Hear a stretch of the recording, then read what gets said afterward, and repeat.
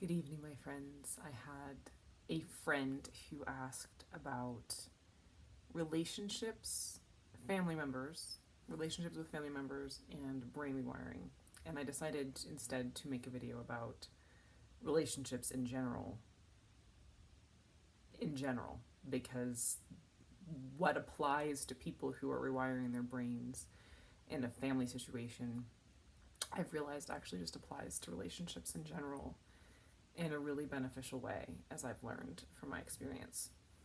So I'm going to walk through a couple of different things that have concepts that have made a really big difference for me in how I do relationships in my life. And I approach relationships completely differently than I ever have before in my life. And it's been one of the most literally one of the most freeing things that has happened in my life is how I approach relationships differently now. I can't even explain how. You'll have to try this out for yourself. Do try this at home. Do try this at home because it is amazing and mind blowing in the best way how much more freedom we can have in our relationships and how much more joy and stability and peace can exist in relationships when we take responsibility for ourselves. So, with that, number one, when it comes to relationships, okay, I'm actually going to start with what's number 4 on my list. Each one of us, human beings, is responsible for our own meeting our own needs. Each one of us is responsible for meeting our own needs, period. No matter what. And we're coming from people, this is in the context in which I learned this, as someone who is taking full responsibility for their health and well-being. They're either mentally, physically, or emotionally, psychologically ill. Someone who is trying to reclaim their health themselves and taking full and radical responsibility for all of their actions and understanding how those actions play a role in their health. So these are the kind of people. That's the person I was when I started this journey, was someone who was very sick in a lot of ways, and physically, psychologically, and mentally, and emotionally, and the other people that I know who are doing this. But it's basic human function. We are responsible for meeting our own needs in every way, and that could mean that we choose activities and habits and patterns and whatnot that serve us.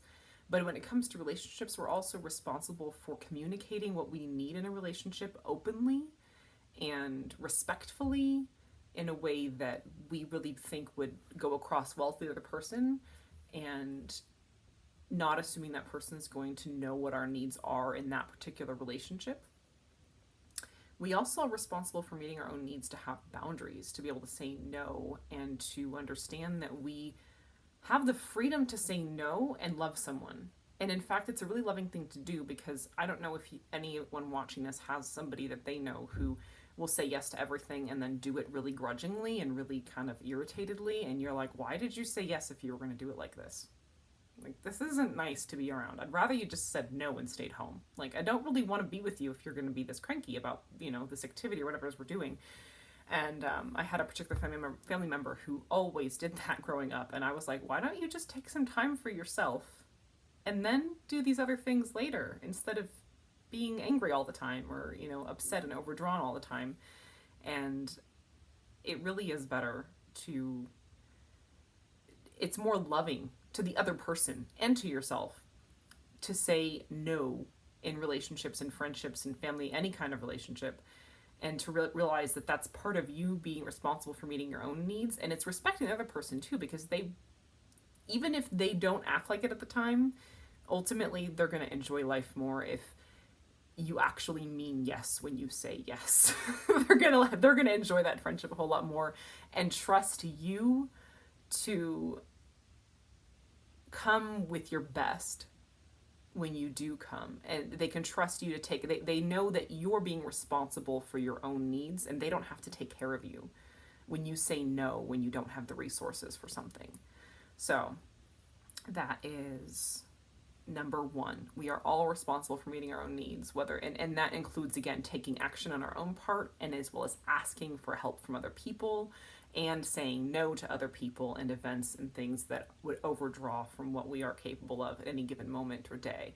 And understanding that we have the freedom, and I would go even so far as to say the responsibility of understanding and knowing that we're allowed to change our minds. We're free to do what we need to do. And in order to give our best to the world, we have to, and as I've said before, be protecting our own resources. So we have the responsibility to make our choices wisely, and that benefits everyone in our lives, ourselves and the people we love. So that's number one. We are responsible for meeting our own needs in every way.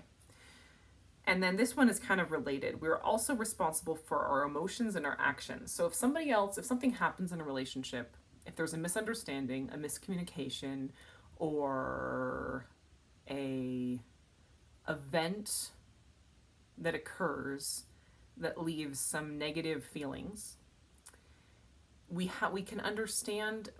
to understand that in every situation, no matter what happened, we are responsible for how we view the situation, and we are responsible for our emotions during and afterwards. That doesn't mean that we're a doormat, and it doesn't mean we don't openly communicate what we felt and what we perceived, but it does mean that we take an objective stance and take full responsibility for understanding where the other person's coming from, what actually happened, what's responsibility, and then letting it go once it's over and doing whatever needs to be done. If somebody else did something to you and it kind of knocked you down for a little bit because somebody took advantage of you, or you kind of lost their temper at you or whatever, and it was upsetting, it's still your responsibility to pick yourself up if you've been knocked down. No, it's not the person who knocked you down's responsibility to pick you up. It's yours. It's your life, it's your emotions, it's your brain. You are in charge of yourself. And I promise you, there is so much freedom and so much power and such an incredible sense of self-sufficiency when you realize that no matter how people treat you, you can be okay. It is the most empowering and freeing feeling to know that in every relationship, no matter what happens, and I'm coming from a background where I had severe issues in my marriage that led to health challenges that lasted for years partly because of things that happened in my relationship and my marriage. And I've let that go and moved on and healed from it, and now built a relationship with my husband that is completely new and utterly different and so much better than it ever was before. And that's just one relationship. There's so many different ways that can play out, but that's, for me, that was the biggest one, where it was an event that led to some very severe lasting challenges. But and that's a big thing, but there could be little things like something happening and being able to address it quickly. And this kind of leads into the second thing of just understanding, and this is where actually coming from the approach we're coming from of brain rewiring, there's an advantage of understanding how the brain works and how associations are made, and that emotions are the things. Strong emotion of any kind is what imprints a memory in the brain. So when you have a strong emotion, whether it's positive or negative, it imprints a strong emotion in the brain. It creates an association, whether that's positive or negative, and it kind of colors the way you see the other person from that point on.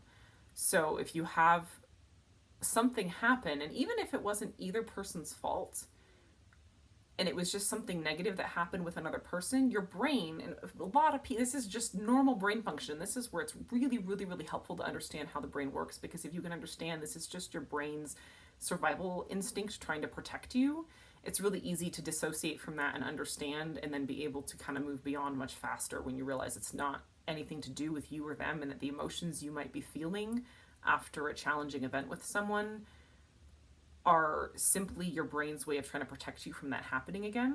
And you have a better way. You have a higher brain function. You have your prefrontal cortex, and you can actually come up with a real plan of how to approach whatever happened and how to address the actual situation, or just realize it was a mistake and move on, versus this much more immature emotional center in your brain that just kind of says, well, if this person, something negative happened with this person, then we don't want to have anything to do with them. It's all their fault. And you just kind of get a, I don't want to be around that person kind of feeling, and like, oh, I don't want to look at them. I don't want to talk to them. I just don't want to see them for a long time. Like those kind of feelings are pretty common after you have a negative run-in with someone about anything. And I've found that this is especially true for relationships with family. Like anyone you live with, for me, especially spouses, because there's just so much riding on that relationship. It really is tied. I mean, the more important that relationship is to your basic survival, the more your brain is going to be sensitive to that relationship. So if you understand that your brain has this emotional center, your limbic system, that is trying to keep you alive, and that if you have a negative encounter, it's very common and very normal to have a lot of negative emotions about that person afterwards. But what you can do is understand that it's almost like the smoke. It's almost like I almost imagine like a octopus releasing ink when it's scared. It kind of inks up your vision of what actually happened and of the other person and of, the whole situation can get completely blown out of proportion. And it's not your fault. It's not anybody's fault. It's just the way the brain tries to protect you in that situation. It's thinking, okay, something negative happened, so it's time to so you start having all these negative thoughts as your brain's it creates a fear response and creates a blame response, and it has this very childish kind of way of approaching the situation. And what I found for myself is the most effective way to deal with that is to immediately after the situation happens, redirect and make sure that I remove myself and go do something that redirects my brain to a positive emotional state. So for me, that would be doing my exercises, taking a walk, going and listening to some music, or do stretching, or just anything else, going and do chores, whatever. But just, and with the understanding, with the direct understanding that my brain is neuroplastic right now, and it could very easily make a negative association with a person if it hasn't already. And all I basically just need to cool off. It's almost like there's like a little fire alarm going off in the brain. You kind of have to dunk some water on it to turn that response off and realize, okay, I understand what happened here. There was, and use your rational brain to be like, okay, what actually happened? But you have to give yourself some space and understand that if something happens with someone and there's heated emotions, the best thing you can do is step away respectfully, cool off your brain, and make sure it's nice and ice cold and just really separated before you go back and figure out what happened if you haven't already. Because in order for literally, if your limbic system is kind of got those fire alarm bells going off, you literally cannot use your prefrontal cortex. You cannot use your higher rational, adult brain if your limbic system is sending off alarm bells. It's impossible for that to happen. When your limbic system is activated like that, you cannot use your prefrontal cortex. So that's just the way that's brain function. It's the way the brain works. Which makes sense in an actual survival situation. If there was a tiger chasing you, you would need to all of your resources need to go to running or fighting and not figuring out, there's nothing to figure out in that situation. But with a human being, there's usually more at play than just you're going to be killed or you're going to kill. It's not that simple when it comes to obviously there's not, it's not an immediate life-threatening thing, but your brain perceives it in a similar way, or it can at least. So just kind of understanding that it's important to give yourself space and proactively use tools to cool yourself off after disagreements and run-ins with people, and really work to see each person in that relationship from in the self-love video, that higher self perspective, and to see that this other person might have had a stressful day. They might, be addressing their own challenges, and really work to see them in the light of love. They might be a person who's really in a rough time right now, or they don't have resources. Maybe they're not a mature person. Maybe they never got their needs met as a child, and they're an adult who still acts like a 3-year-old. There's a lot of those in the world. So you can't, and just having this kind of more mature place of, it's not reasonable to expect this person to act more maturely. I know them. This is the level they function at. And I'm not going to waste my energy getting angry at them for acting like they always act. It's kind of pointless. I'll work around it instead, or I'll avoid them or whatever. But from a place of just understanding this is their limitations, and I'm not going to try to make them be something that they're not. If this person always acts this way, you don't have any power or responsibility to change others. So just kind of factor that into the equation, and don't get your panties in a bunch about it. The last one. well, this is kind of tied into it. This has really played a huge role for me. Really taking into account this understanding that nobody owes me anything. Like, people in life, no one owes me anything. When I have a friendship with someone, they don't owe me their time. Everything, because of the relationship, everything I went through with my spouse, I realized that, I came to a place of really appreciating, because for a long time we had no relationship at all. We couldn't even talk to each other without, we literally couldn't communicate. It was nearly impossible to have a conversation at all. And so I got to a point where I was just grateful that I had a husband who was a good father and, took care of my family and all of this, and kind of just focused from a distance on all that was there. And then when we did start to talk again, and when he started being, spontaneously kind again and all these things, I took nothing for granted because it hadn't been there for so long. And again, this was nobody's fault. What happened in our marriage was nobody's fault, and I don't want anyone to get that idea. But just this understanding, you go from I went from this, kind of an emptiness to when positivity started happening again, it was just like every single comment and conversation that was positive and calm was just like, this is such a gift. I waited years literally for that to happen. And then I kind of carry that into friendships I had with people where I become friends with someone and they're just an incredible person. And it's like, this person doesn't owe me their time. They are a gift to me, but they don't owe me their time.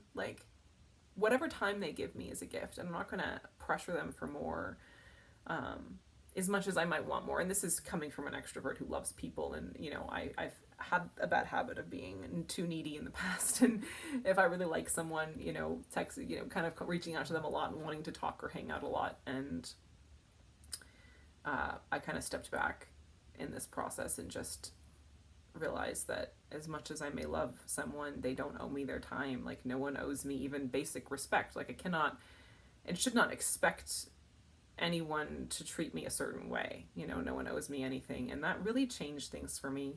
As well as kind of a attitude that I've taken of wanting to come to relationships having something to offer, because I've realized that true connection can only happen when both people already have their cups filled up.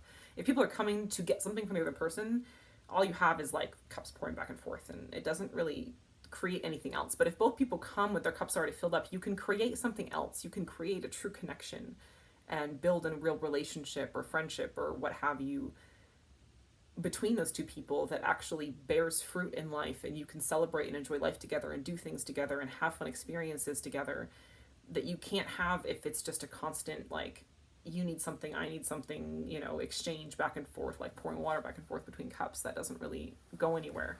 So I've just taken an attitude of wanting to come to the relationships in my life with something to offer, and if I can't, then I'm not going to connect right now. I'm going to go fill up my own cup first, and I'll come back when I'm, ready to have a constructive conversation or a pleasant experience or something like that. So that's about it for now. This is pretty long as it is, but hopefully this is helpful for some people, especially if anyone's working in an environment with tense relationships or rewiring around relationships with family, because they can be very emotionally fraught. But I can genuinely say that these basic things, and obviously using my tools to create solid patterns in that way, has made it so that every relationship in my life adds something to it. And for the most part, I rely on myself to meet my own needs. And then, if I feel like I need connection, I'll call a friend or text a friend or, reach out to my husband and be like, hey, can we hang out and watch a movie together or do something fun together? I want some social time. But only reaching out to people for needs that I can't meet alone. Again, like I said, I'm an extrovert. I love people. So I cannot hang out with people alone. That's a need I cannot meet alone. I can meet my basic emotional needs alone and make sure I'm calm and happy and content. But I can't, have fun doing something with other people alone. So that's the kind of needs I reach out to people for. So yeah, again, I'd love to hear thoughts, or if any of this was novel or helpful or what have you. Have a great evening or day, everyone. Much love.